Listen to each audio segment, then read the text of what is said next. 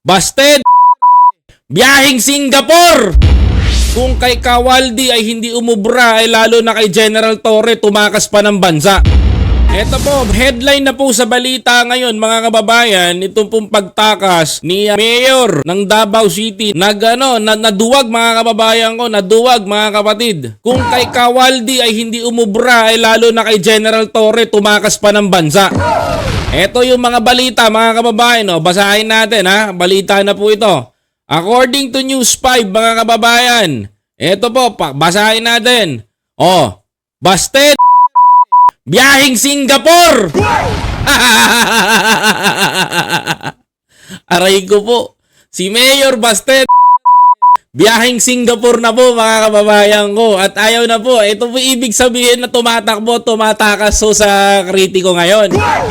Sabi ho dito, kinumpirma ni NBI Director Jaime Santiago na papuntang Singapore si Davao City Acting Mayor Busted kasama ang kanyang pamilya at staff, sabi ni Santiago. Sabi pa dito mga kabayan ko, matatandaang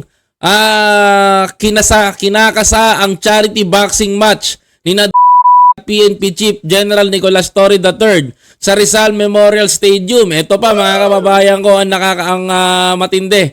Basahin natin itong mga balita ngayon. Grabe ha.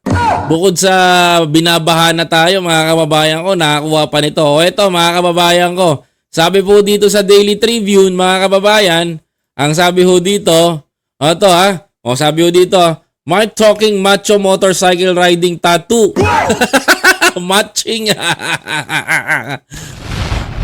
Ayan tattoo. Baby Duterte just happened to get on a flight to Singapore by Scott Airline. You can't make it up. A brave man strong could to Torre, but he broke an exit row and ran via balita ni Alvin Moria and Lil Kabangani. Tingnan mo, tumatakas no. Ang tatapang ayan Kakahiya kayo, di ba? Ano ngayon? Tanggal tapang ninyo, tanggal ang kulit ninyo. Sayang ang tato ng mga matatapang na motorcycle na kung bubrusko-brusko tapos badinggersi ang dating mga kababayan. Ayan balita na ngayon to. News 5 na nagbalita niyan. Si Busted tumatakas na papuntang Singapore. Alam nyo, kayong mga sa totoo lang, huwag kayong maghahamon kung hindi nyo kaya.